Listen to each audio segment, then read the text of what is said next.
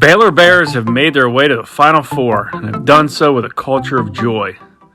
The joy and happiness they show in the game and on the sidelines comes from the results the Bears are getting. But joy isn't a feeling in the Baylor locker room, it's a culture.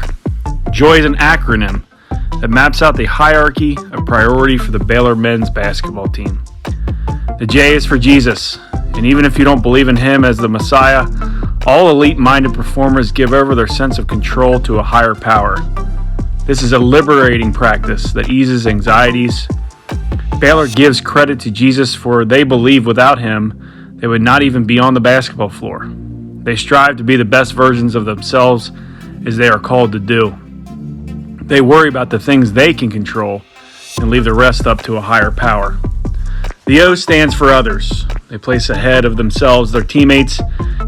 It's a we over me culture in which they get more excited of a teammate's success rather than their own. It's visible on the sidelines and reinforced in daily activity off the court. They compete in practice and don't compare. Comparison is the thief of joy. This leads to unbreakable trust and high accountability of the Baylor Bear beside one of another. Ultimate servant leadership is on display. In giving into this mindset, one will find it is more fulfilling than selfish ambition. Finally, the Y stands for yourself.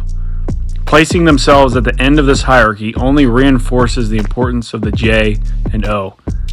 Each individual must hold themselves to a high standard to support the J and O. Self-improvement will come by being faithful to this hierarchy.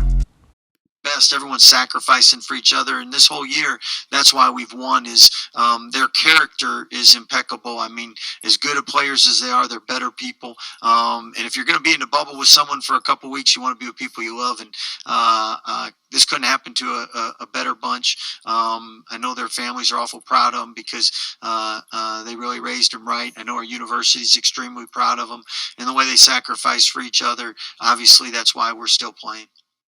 This hierarchy is simple with just 3 words, but it's not easy.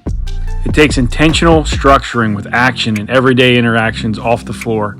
It takes persistence and even more patience to establish a culture like Baylor's that leads to success that we are now seeing.